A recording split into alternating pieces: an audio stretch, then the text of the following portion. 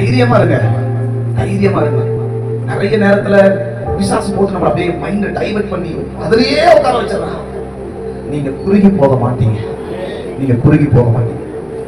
என் பேர் என்ன தெரியுமா? முட்டாள். எங்க அப்பா தான் உட்காந்துக்கிறாங்க, அதனால தைரியமா சொல்றேன். நான் யாரு? முட்டாள். மண்டையில ஒண்ணு ஏறாதுங்க, எனக்கு படிக்க தெரியாது.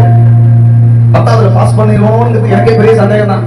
ஆக்சுவலா என் பேர் பேப்பர்லயே வரல, நான் அழுது உட்காந்துருக்கேன். ஸ்கூல்ல போய் பார்த்தா என் பேர் இருக்குது. எப்படா பாஸ் ஆகுங்கிற மாதிரி தான் நம்ம வாழ்க்கை. கணக்குல எத்தனை மார்க் தெரியுங்களா? நான் தான் 35 மார்க். அவன் எப்படின்னா 33 மார்க் தான் இருப்பேன். போனா போயிருக்கும் 2 மார்க் எக்ஸ்ட்ரா போட்டு எனக்கு பாஸ் பண்ண வச்சிட்டாங்க. ஒண்ணுக்கு லாய்க்கலா இருந்தேன். நம்மளை பார்த்தாலே நம்ம பார்த்தோம். நான் ஒண்ணு சொல்லவா? இப்படிப்பட்ட முட்டாளையே இவ்வளவு தெளிவா பேச வைப்பாரு. உங்களை நல்லா வாழ வைக்க மாட்டாங்க. நல்லா படிச்சிருக்கீங்களா நிறைய பேர்? நிறைய விவரம், எனக்கு விவரம் தெரியாதுங்க, உண்மையா சொல்றேன். நிறைய இவ்வளவு தெளிவா சொல்றேன்னா எங்க அப்பாவுக்கு தெரியும், எனக்கு விவரம் தெரியாது. யார்கிட்ட எப்படி பேசணுங்கிற ஞானம் கிடையாது. வைத்தியக்காரர் சின்ன பிள்ளையா இருக்கும்போது அடிப்பாங்க. அவங்க அடிக்கிறாருதான் அவரை பார்ப்பேன், நான் முறைக்கிற மாதிரி இருக்கணும். அதுக்கு நான் சாட்டு நான் என்னதான் பண்றது நான் பார்ப்பேன். எனக்கு எப்படி அதை நம்மளுடைய இதை எப்படி வெளிப்படுத்துறதுன்னு எனக்கு தெரியாது. இல்ல நான் அமைதியா தான் இருக்கிறேன்னு சொல்ல தெரியல. ஸ்கூல்ல நம்மளை பார்த்தாலே நான் வாங்க போங்கன்னு எல்லாரையும் வாங்க போங்கன்னு பேசுவேன். ஏன்னா எங்க தாத்தா அப்படி வளர்த்தாரு. எல்லாரையும் வாங்க போங்கன்னு சொல்லுவேன். பசங்க வந்தா வாங்கன்னு சொல்லுவேன். ஸ்கூல்ல என் பேர் ஏங்க. என் பேர் என்னது? ஏங்க. ஏன்னா நான் வாங்க போங்கன்னு சொல்றதுல என் பேர் ஏங்க.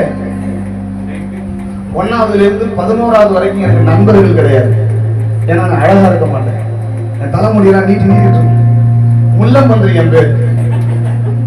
சிரிக்கிறீங்க. இன்னைக்கு ஒவ்வொரு முறை இந்த வார்த்தையை காதலை கேட்கும் போது எனக்கு எப்படி இருக்கும் பாருங்க.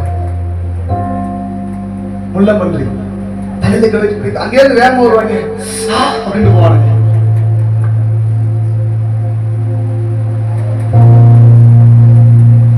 நம்மளை அலங்கரிச்சுட்டு இருக்கிறாரா இல்லையா ஆண்டவர்? அலங்கரிச்சுட்டு இருக்கிறாரா இல்லையா? என்னை விட ஒரு முட்டாளாக யாரும் இருக்க முடியாதுங்க.